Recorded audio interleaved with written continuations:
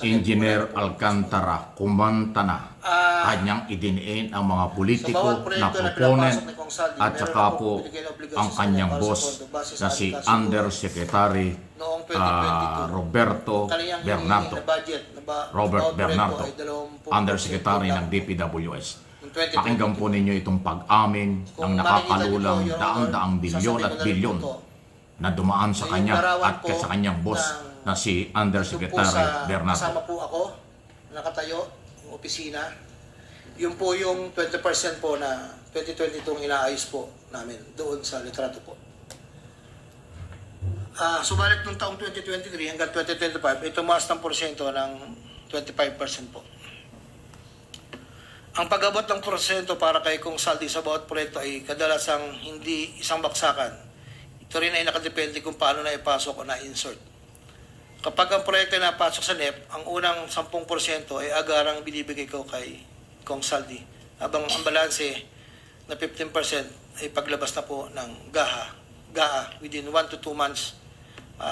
Iniipon ko muna po yan bago po ipadala sa kanya. Kapag ang proyekto naman ay naipasok ng Kong Saldi sa BICAM, ang unang 10% ay binabayad sa kanya matapos lumabas ang GAA at ang balancing 15% ay binibigay makalipas ng 2 buwan mula nang maaprubahan ng GAA. Pero kapag proyekto ay naipasok gamit ang UA, ang 25% ay agarang iniipon ko pat ibinibigay kay Kong Saldi. Ang pambayad para kay Kong Saldi ay nanggaling sa mga advances mula sa kontratista, pero hindi na alam ng mga kontratista kung para kanino ang advance na yon. Ang pera na nakalaan para kay Kong Saldi ay dinadala sa akin. Ako naman po ang nagdadala o naghahatid na hinihinging porsyento ng Kong Saldi sa iba't ibang tao niya. Hindi ko po siya na-meet during pagdadala. Ang tao niya po ay may alias lang Paul at Mark. Dahil sila po yung nag-message po sa akin through Viber, disappearing message po yun, na doon ko po dadalhin. May isa o 2 beses na dinala ko sa parking lot ng Shangri-La Hotel, Bonifacio Global City, ang porsyento ni Kong Saldi. Paminsan-minsan man, inahatid ko ito sa kanyang bahay sa Ladybug Street, Valle Verde 6, Pasig City. Mula Ortigas po, kakaliwa ka stoplight, may gate ka kanan, kakaliwa ka kanan, makikita na po yung bahay. Minsan po, inuutos ko lang po, minsan po ako po ang nagbababa. May tao lang pong tatanggap, tapos po, iiwalan ko na po. Dinagdag ko na dahil lumulobo ang pondo ng Bulacan, pag-usapan namin Kong Saldi na kung meron akong pwedeng mapagbabaan sa iba't ibang district engineering office. Nang dahil dito, noong 2023 hanggang 2025, nagbaba si Kong Saldi sa sumusunod. Bulacan 2nd, 573 million.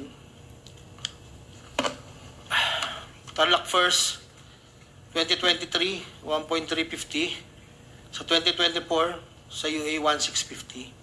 Tarlac 2nd, 925. Tapos 2024, 1.25 billion. Pampanga, sa 2023, 1.125 billion.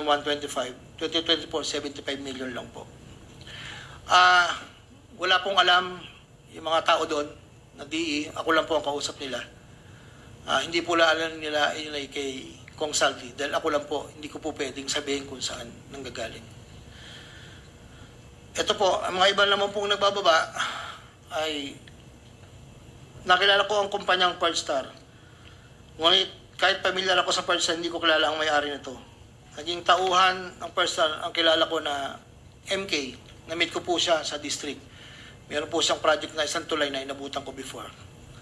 Sa pagkakalam ko, si MK ay anak ng may-ari ng Pearlstar. Nagkaroon ng pagkakataon ng 2020 na lumapit sa akin si MK na Pearlstar na nakiusap na humingi ng listahan para sa flood control. Ayon kay plano raw nilang lakarin ng pondo para sa mga flood control projects.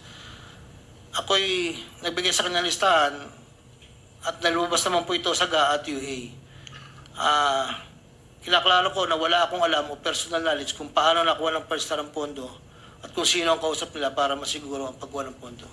Hindi po ako knowledgeable doon, basta nagbibigay lang po ako ng listahan. Ang proyektong iglawan sa Pearlstar ay pinunduan mula sa National Expenditure Program at papondong itinakda ng bicameral conference. Ayon po sa record. Ito pa po, meron pong 2022, si Commissioner Mario Lipana po, ay nanghingi rin po sa akin ng listahan. Taong 2023, nakapagbaba po siya sa UA ng 500 million. Grabe. 2024, 400 million. 2025, 500 million. Wala akong personal knowledge kung paano nila nakuha ang pondo at kung sino kausap na. Ang listahan ng mga proyektong na ipasok ni Comlipana ay nakalakip sa sinumpang salaysay sa annex po. Nandito po lahat yung detalye. Nung nabanggit po nung nakaraang hearing, former Congressman Mitch Kaayon,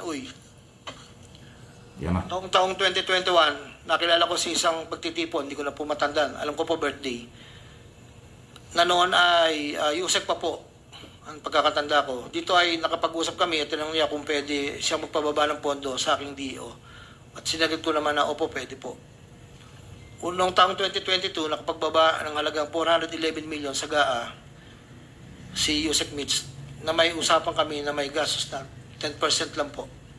Hindi niya po pinakailaman yon. Sabi niya, bahala ka na kung sino man ang mananalod contractor niyan. Noong ika-4 na pagdinig ng Senate Blue Ribbon Committee hearing, may dalawang larawan na pinakita ang chairman ng Senate Blue Ribbon Committee, Senator Pampilo Lacson, kay Engineer Bryce Hernandez. Isang larawan sa isang lamesa na puno ng pera at doon ay makikita ang aking presensya na kung saan ay ako'y nakasuot ng blue na shirt at ito ay sa conference room ng lumang opisina namin. Para po sa kalaman, lahat po ng pera na yon ay para sa BICAM ni Kong Saldi, 519 million na may 20% proponent noong 2022. Ito po ay galing sa iba't ibang mga kontraktor na nakuha ng mga proyektong naipababa ni Congressman Saldi. Ang pangalawang larawan naman po ng pera na nakasalansan sa isang bilyaran ay para sa proponent ng 2023 na 5.79 billion na dadalhin namin kay Kong Saldi na sa aking pagkaalala ay nagkakalaga ng 579 bilang 10% advance payment. Aking nireserba ang aking pagpasa sa karagdagang sinumpang salaysay. Saldi ko talaga ang dinidi. Ginagawa ko ang sinumpang salaysay na ito para pakita ang aking kusang loob na pakipagtulangan sinasagawang business sa Senado, sa House of Representatives, at iba pang ahensya ng pamahalaan. Kaugnay ng mga anomalyang proyektong DPWH. Ito pang matuluyang palagay lahat ng mga taong sangkot. Ilan po, Your Honor? Ayan. Pwede bang pirmahan mo yung Ayan po, mga kaibigan. Yung sinumpang salaysay para Ang sinumpaang salaysay po ni Henry Alcantara, District Engineer ng Bulacan. In-expose na po niya ang daan-daang milyon doon sa table na nakita ng buong mundo at ng buong Pilipinas. Ayun daw ay para kay Saldico. Si Saldico, contractor, chairman ng Committee on Appropriations sa Kongreso. Tapos nabanggit din po ang kanyang boss na si dating Undersecretary Bernardo.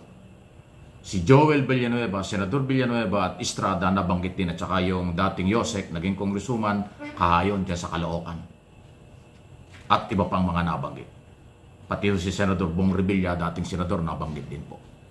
So isa hong pasabog na balita, itong inamin, sinumpa ang salaysay ng nanahimik na ilang linggo, ilang buwan na si Engineer Alcantara na boss nitong si Hernandez. Ibig sabihin lang nito sa akin pong analysis at opinion interpretation, tama lahat yung sinabi ni Hernandez na ang boss niya na si Alcantara ang merong kinalaman ng lahat ng ito. At ngayon inaamin ni Alcantara na ang kanyang boss naman ay si Joseph Bernardo. At doon sa pagbabasa ng kanyang statement, nasa kanyang kanan, katabi niya ang dating sekretary na si Manny Bonoan. Bakit walang alam si Bonoan dyan? Grabe po ito. Talagang tama lang na magwala, magalit, at magrally ang mamamayang Pilipino dahil itong pag-amin po ng assistant engineer, chief engineer, si home boss dyan, ayan na po, nagpapatunay na talagang ninakawan tayo. Ninakawan tayo ng mga politiko sa Senado, Kongreso, at yung kanilang kasapakat dyan sa DPWS at iba pang mga kontraktor.